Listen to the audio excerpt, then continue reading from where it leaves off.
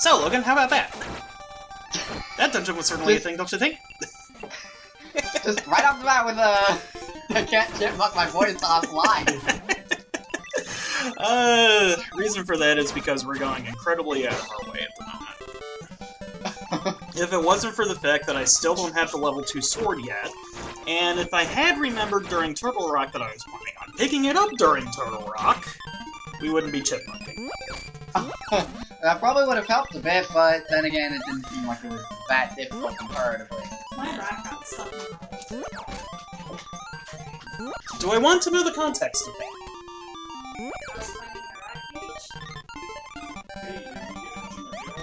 I have no idea what's going on over there. Background noise. She had a rat get stuck in the oven because she was cleaning out the rat cage. Shrug. But it didn't get burned, did it? I don't think so. Crank it up to 400 degrees. Okay, oh boy, here we go. Well, after it cooks, you can take its finger presses and get up its ass. My job here is finished.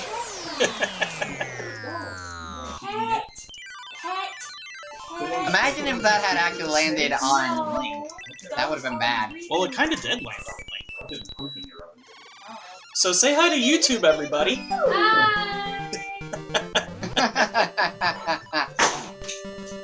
So yeah, 709 rupees? 709 rupees.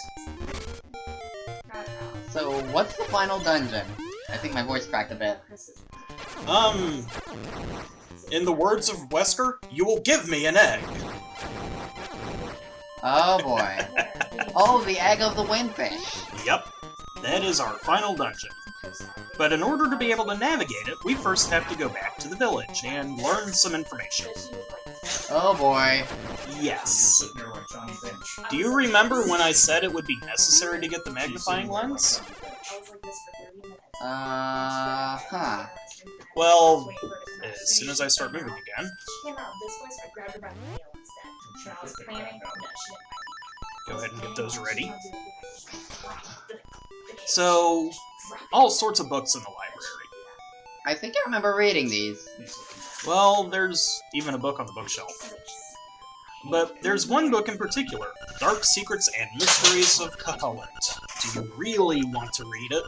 Yes! Round and round the passageways of the egg. Hello, Of the pass egg. me. Thank you. So we go right, up, up, up. Okay.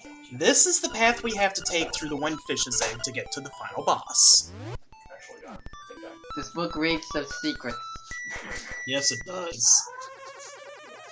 And the path you take actually changes from game to game, so the path I get here isn't necessarily going to be the path you get. Ah, and... Oh, okay, so the Lens of Truth isn't, equipable item, it's just always active. Right. And you won't be able to read it unless you have... Until you have it right. That's why. Well, that seemed like a very easy pattern. Well, I got lucky. That's all I can say is I got lucky. So, we come up here and we have an owl talk at us.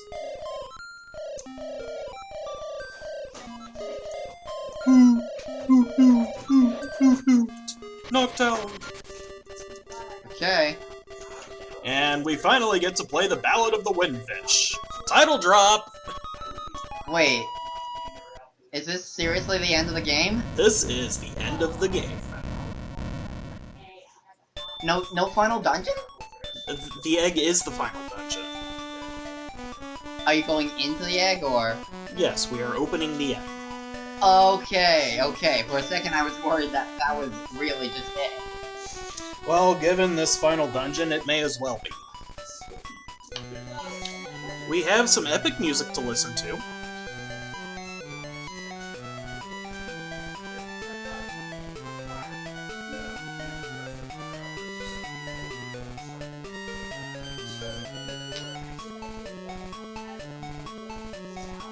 So after the epic music, the world shakes and the egg cracks open.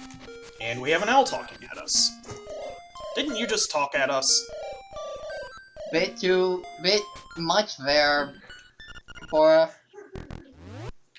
So very muchly. So we get our items ready, and you'll notice that I got the magic powder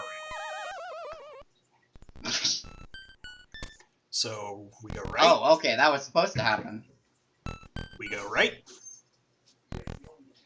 We go right. We go right.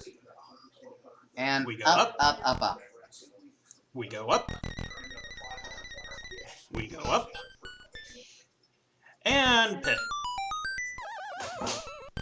Yay, into the pit! Prepare to be underwhelmed. We were born of nightmares.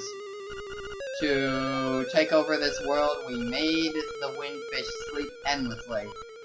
If the windfish doesn't wake up, this island will never disappear. We would have been the masters of this place. But you had to come here and disrupt our plan. You can never defeat us.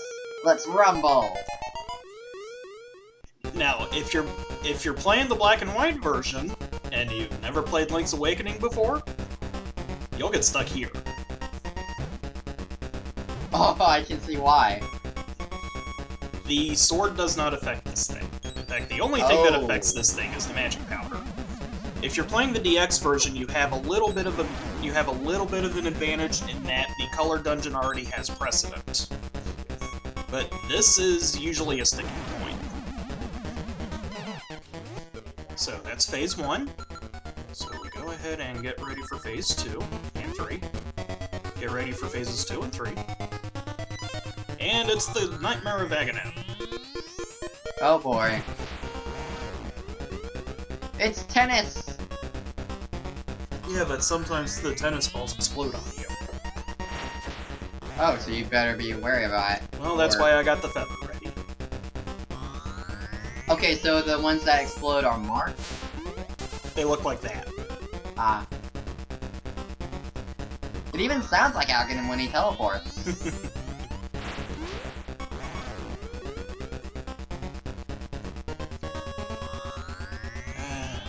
This arena is too small. And with that, the Nightmare of Agonet was defeated.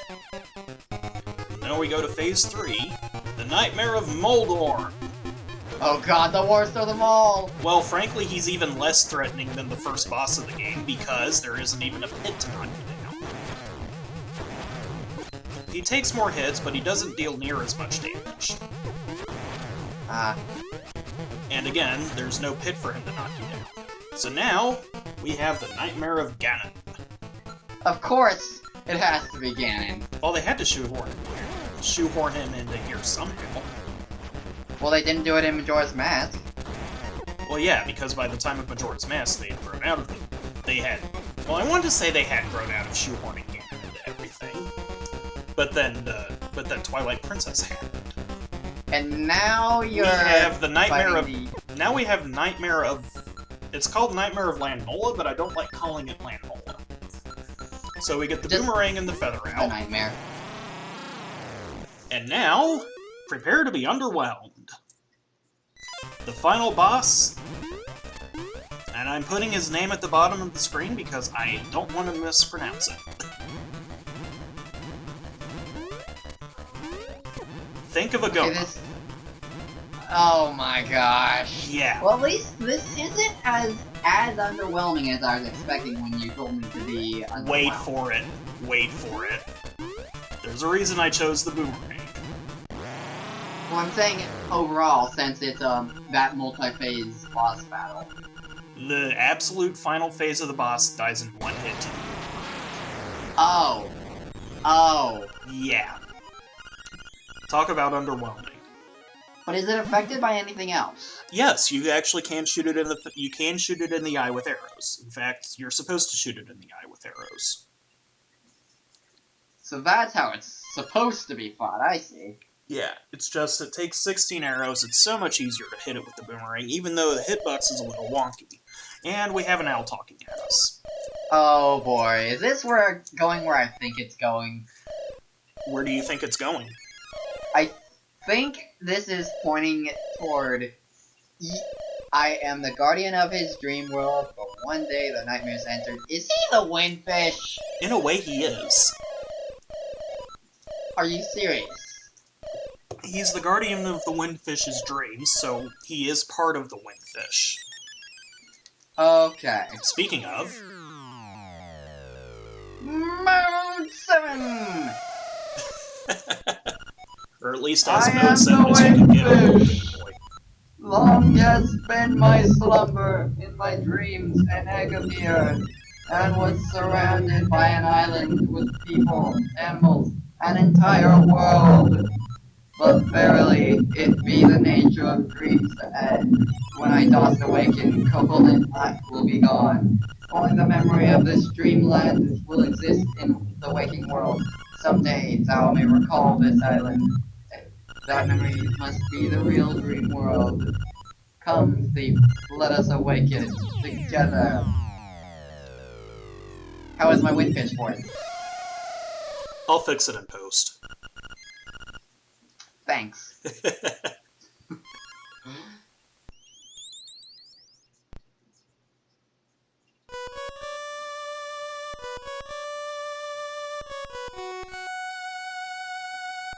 Now, we've spent the entire game on this island, getting to know the people and the monsters upon it, and helping them out. And now that we and the windfish are waking up, They're going away. they are ceasing to exist.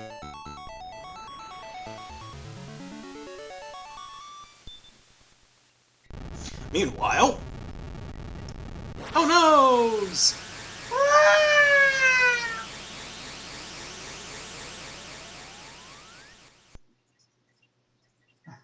That was unexpected. So yeah, you remember in the opening sequence how we were lost at sea because of a storm that destroyed our boat? We're still lost at sea. Because of a storm that destroyed our boat. But the good news is we can follow the seagulls to land.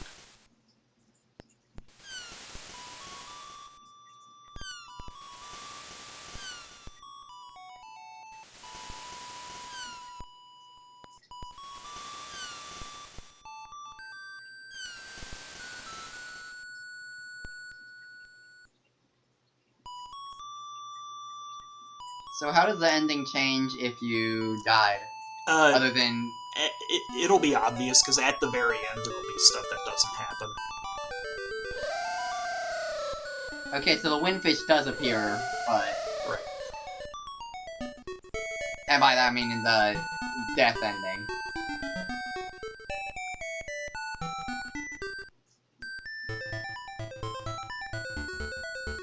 Yay! I like how his expression just shifted there. And roll credits. If I'd have been thinking properly, I would have chipmunked the credits. Because with how I reworked the undercranking, you would still be able to read the entirety of the credits. What is up with the... They are actually being drawn on alternate frames. So you'll get half the letters drawn on one frame, the other half drawn on the other frame. Oh, okay. So that's why it looks very weird right now. Yeah, and that's why I would have been able to get away with undercranking the credits. Because of how the motion blur draws things. I see. That's gotta be a pain for... Well, it was easier to look at on the Game Boy proper because the Game Boy itself was actually it was progressive, what am I saying? But it was easier to look at on an actual Game Boy screen because this was how they did transparency. Yeah, I know. That's how they did transparency. Just And by flickering alternate letters instead of every letter, it was easier to look at, basically, because you wouldn't get overly focused on the flicker. yeah, I get what you're saying.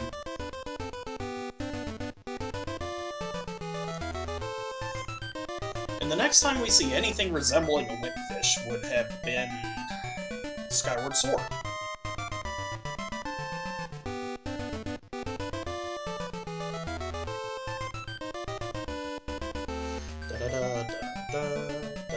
The The credits just look very weird to me Yeah. right now. So, as post-mortem, this was my first... No. Yes. This was the first Game Boy Zelda game, and this game was actually the game that my friend Greg actually showed me a long time ago. This was the first game I remember him showing me. He actually showed me the final boss of this game. So, I went... But that was basically a 5-year gap between when he showed me the game and when I got to play it for myself. Okay, so are we gonna see Marin in a moment? Yep.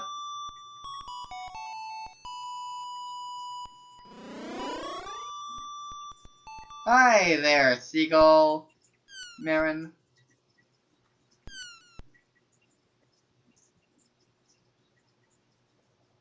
The development team would like to thank you for playing, and I would like to thank you for watching. I will see y'all next time for some butt action.